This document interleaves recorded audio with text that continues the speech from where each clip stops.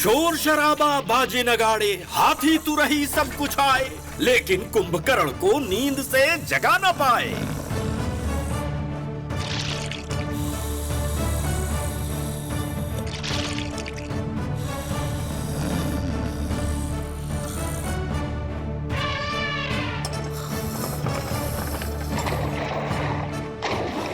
लाख कोशिशों के बाद कुंभकर्ण जैसे ही जागा, जंग के मैदान में वो फौरन ही भागा। नाम है मेरा कुंभकर्ण, भूख लगी है मुझे। सुनो नन्हे बंदरों, मैं तुम सबको खा जाऊंगा। तुम हमें खाओगे, हम तुम्हें नहीं छोड़ेंगे। वानर सेना को हारती देख हनुमान आए उनको बचाने।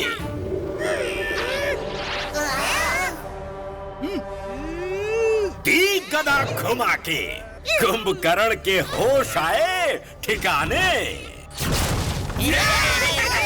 परंतु कुंभकर्ण भी था बड़ा योद्धा, उसने हनुमान जी को पूरी शक्ति से दे पटका।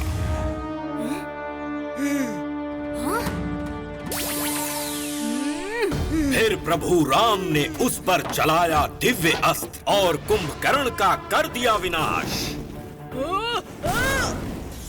गुस्से में रावण स्वयं जंग के मैदान में जाने के लिए जब सोचा, उसका पुत्र इंद्रजीत बोला, पिताजी आप रुक जाइए, मैं लूंगा इसका बदला।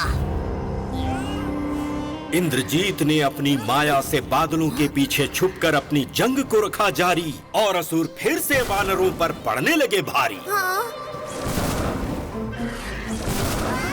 राम लक्ष्मण ने तीर चलाए, पर एक भी तीर इंद्रजीत को छू ना पाए।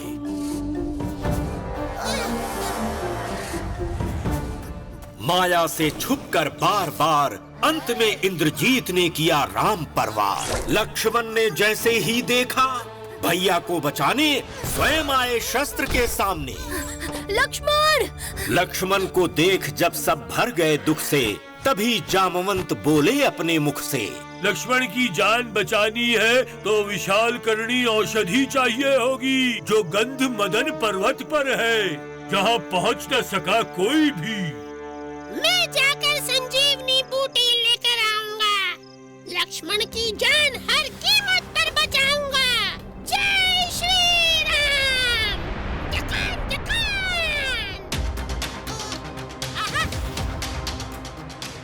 गंध मदन पहुंचकर हनुमान जी हो गए भ्रमित। कौन सा पौधा सही है, ये कैसे करें निश्चित। फिर उन्होंने इस समस्या का हल निकाला और पूरी पर्वत को ही उखाड़ डाला।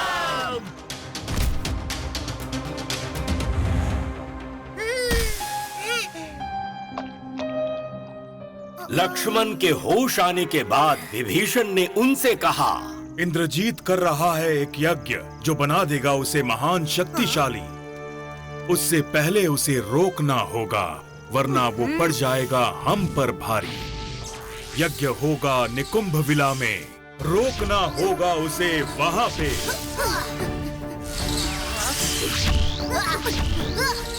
इंद्रजीत ने अपनी पूरी माया का इस्तेमाल कर डाला, परंतु अंत में लक्ष्मण ने महेंद्र अस्त्र से उसका नाश कर डाला। नहीं राम, छोड़ूंगा नहीं मैं तुम्हें।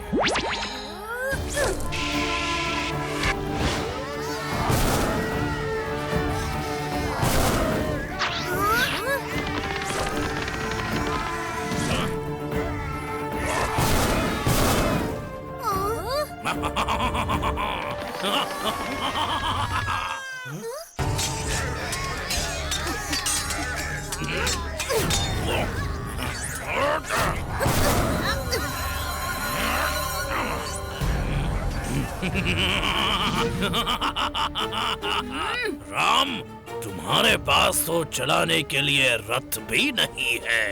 तुम देख नहीं पा रहे हो क्या रावण, कि मेरे पास हिम्मत सही है। देवताओं ने जैसे ही उपहार दिया सुनहरा रथ राम को, ये देख बहुत गुस्सा आया राक्षस राज रावण को। फिर क्या जमकर हुई लड़ाई, राम रावण के युद्ध से पूरी धरती थर्राई।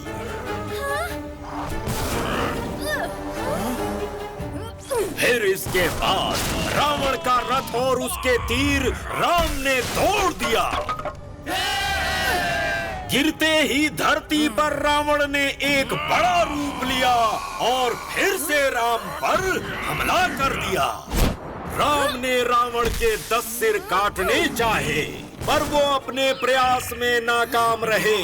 तभी विभीषण ने राम को बताया कि वो ब्रह्मास्त्र उसकी नाभि में मारे, तभी उसको जा सकेगा हराया।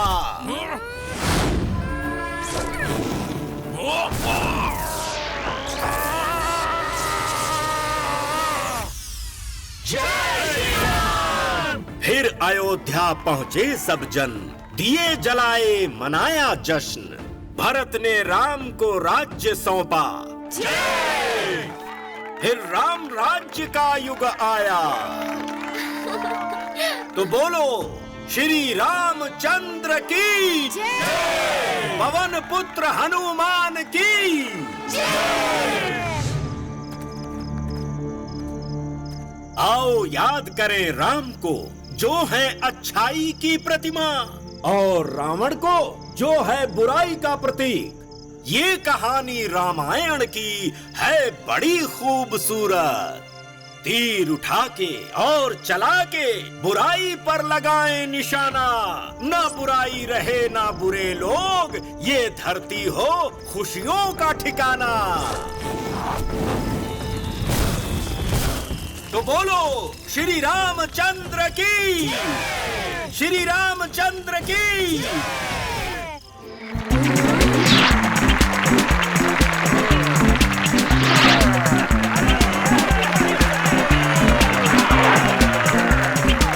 ये पहलवान सालों मेहनत करते हैं, तभी जाकर ऐसे करतब दिखा पाते हैं। मेहनत करने से तो नामुमकिन भी मुमकिन हो सकता है। हमारे उस्ताद तो पूरा दिन खाते रहते हैं। हमने उन्हें मेहनत करते हुए कभी नहीं देखा। बोलो बोलो, फिर से मेरी बुराई करने लगे तुम दोनों। नहीं नहीं उस्ताद, हम तो बस ये कह रहे थे कि आपको मेहनत करने की जरूरत ही नहीं है। नहीं तो क्या, आप तो बिना मेहनत किए ही सबसे ताकतवर हो। अब आई ना तुम्हारी अकल ठिकाने पर। भीम, महाराज ने तुम्हें इसी वक्त महल में बुलाया है। महाराज ने बुलाया है तो जरूर कोई आवश्यक काम ही होगा। ठीक है, मैं आपके साथ चलता हूँ। क्या आप ऐसा कोई बंदोबस्त कर सकते हैं प्रोफेसर धूमकेतु कि ढोलकपुर में कभी अंधेरा ना हो? कोशिश तो कर सकता हूँ, लेकिन इससे क्या फायदा होगा महाराज? भीम, इससे ढोलकपुर में चोरी चकारी सब बंद हो जाएगी। और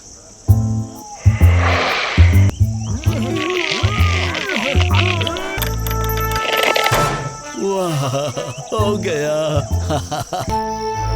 पूरे गांव में उजाला होगा। ये अब कभी अंधेरा नहीं होगा।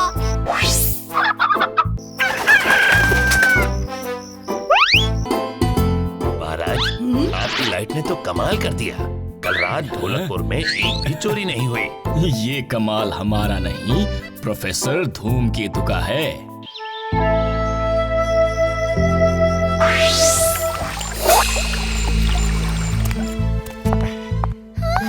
क्या हुआ पिताजी को?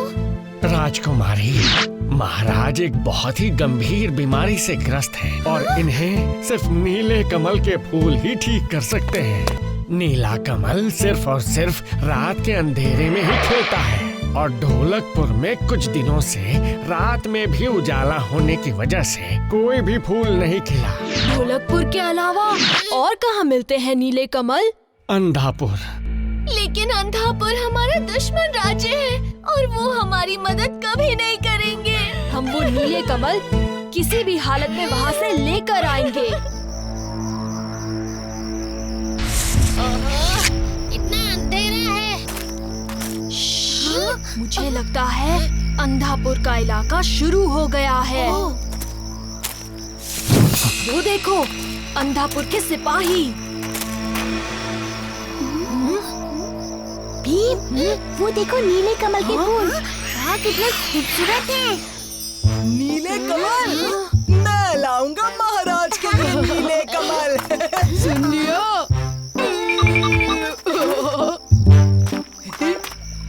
कौन है वहाँ? पकड़ो उन्हें, जाने न पाए। कौन है तुम? कहाँ से आए हो? हम नहीं बताएंगे कि हम ढोलकपुर से आए हैं। ढोलकपुर हमारा दुश्मन राज्य है। चलो इन्हें महाराज के पास ले चलते हैं। रुक जाओ, इतनी जल्दी क्या है? अरे इतनी तकलीफ क्यों की? मुझे नीचे बुला लेते। अभी बताता हूँ।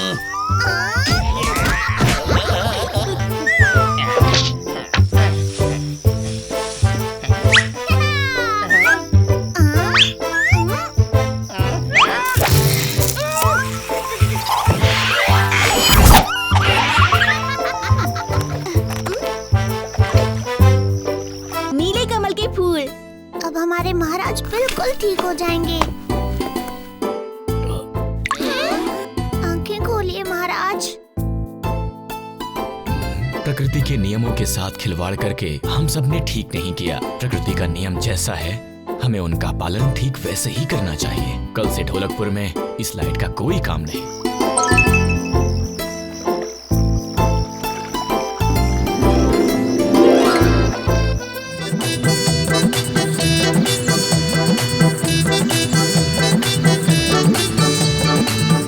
ढोलकपुर के पहलवान, जिन्हें प्यार से सब गेंडा बुलाते हैं, उन्हें ललकारा है भोला ने, जिन्हें प्यार से सब भिंडी बुलाते हैं।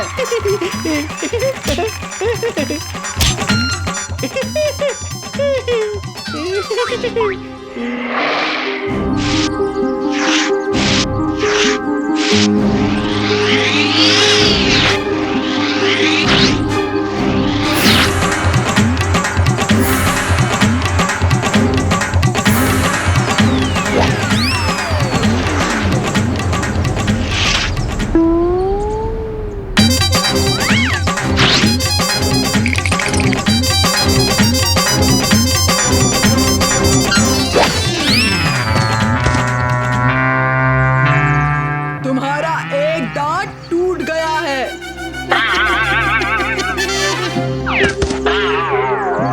हमें जल्दी इसे दांत के डॉक्टर के पास ले जाना चाहिए। गांव में एक नया दांत का डॉक्टर आया है, पास ही उसका क्लिनिक है। चलो इसे उन्हीं के पास ले जाते हैं। अरे तुम लोग यहाँ क्या कर रहे हो? ये तो हमारी जगह है।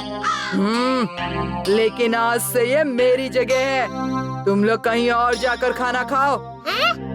अरे हम क्यों जाएं? जाओगे तो तुम। कोई बात नहीं दोस्तों, यहाँ आसपास और भी पेड़ हैं। हम वहाँ बैठकर खाना खा लेते हैं। नहीं भीम, हर बात में कालिया की दादागिरी नहीं चल सकती। ये जगह हमारी है और हम यहाँ बैठकर खाना खाएंगे।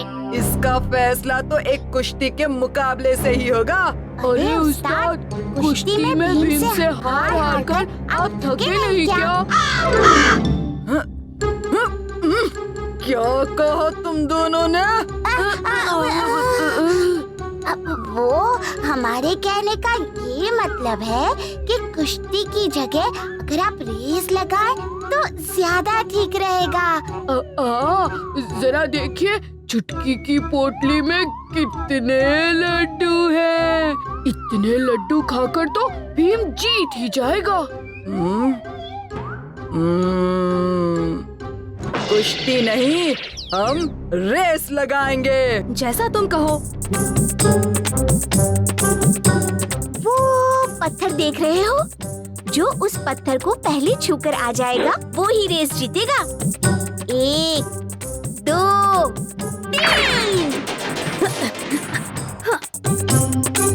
भीम, तुम भाग क्यों नहीं रहे? जब तक कालिया रेस जीतकर यहाँ वापस आएगा तब तक तो हम लड्डू भी खा चुके होंगे। वैसे भी मुझे तो बहुत जोरों की भूख लगी है।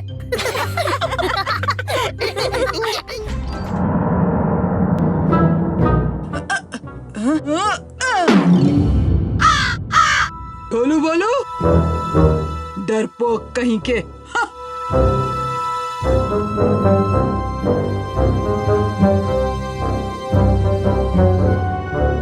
भाग गए। तो तैयार कालिया? डर तो नहीं लग रहा। राजू, डरपोक ढोलू बोलू हैं, मैं नहीं। हाँ। तुम सब देखना, आज रात के बाद सब कालिया को ढोलकपुर का हीरो कहेंगे, हीरो।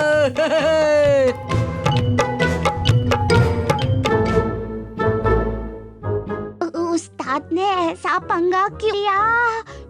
बेचारे उस्ताद।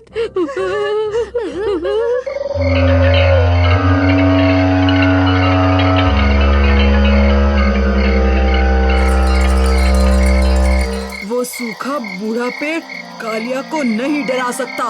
हाँ।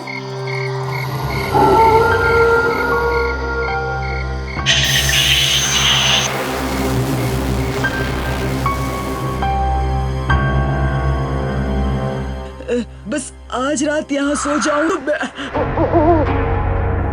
सब मान जाएंगे मैं ही असली हीरो हूँ। बस पेड़ ही तो है। हाँ, हाँ, वैसे ये इतना भी डरावना नहीं है।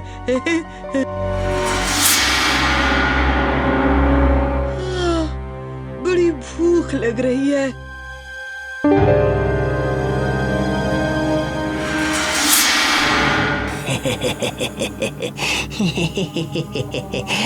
लड्डू।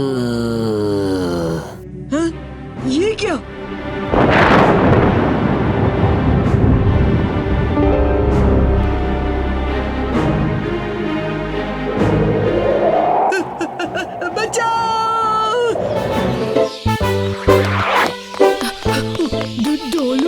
चलो जल्दी, उस्ताद से बहुत डांट पड़ेगी। उस्ताद कहाँ जाने वाले हैं?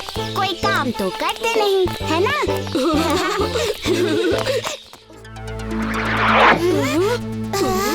कमरे की ऐसी हालत किसने की?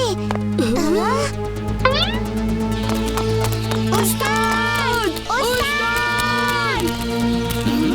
आपने हमारे उस्ताद को कहीं देखा है? क्या आपने देखा है?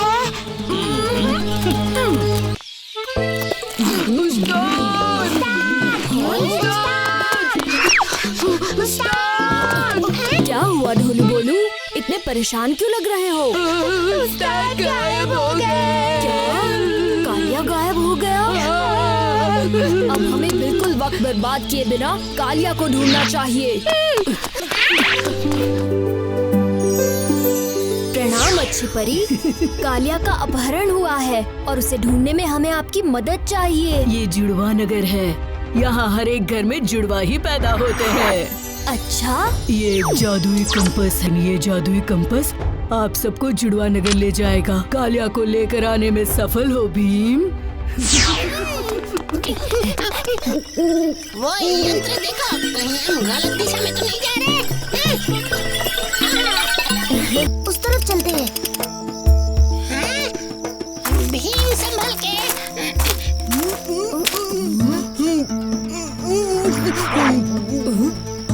ये कौन सी जगह में आ गए हैं हम? उन दो रखवालों को चकमा दे के हम यहाँ तो आ गए हैं, लेकिन आगे करना क्या है? हम कल सुबह अपने गांव के लिए निकलते हैं। हमें इस गांव के बारे में कुछ भी नहीं पता है। तुमने बिल्कुल सही कहा। हम कल सुबह ही यहाँ से चलेंगे। कल सुबह वो यहाँ से निकल जाएंगे, उससे पहले ही हमें कुछ करना होगा। वही तो। नहीं नहीं जग्गू, इस रात में हम कहीं नहीं जाएंगे। पता है इस गांव में। बोलो चुटकी, इस गांव में क्या है? भूत है इस गांव में। मालिक, सुना आपने? भूत है यहाँ। अब हम क्या करें? जब भूत भूत कुछ नहीं होते, वो ऐसे ही कहीं से ये कहानी सुनकर डर गए होंगे। ठीक है मालिक, लेकिन अभी मुझे सो जाना है। कालिया कहाँ है? कालिया? मुझे कोई कालिया नहीं पता।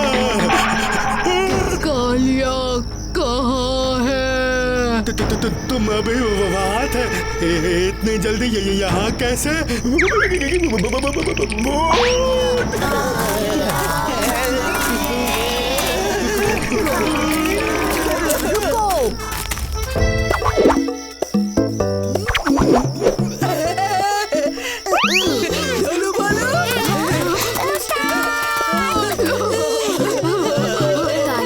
हम सब कितने परेशान थे तुम्हारे लिए। शुक्रिया भीम। अब कालिया हमें मिल गया।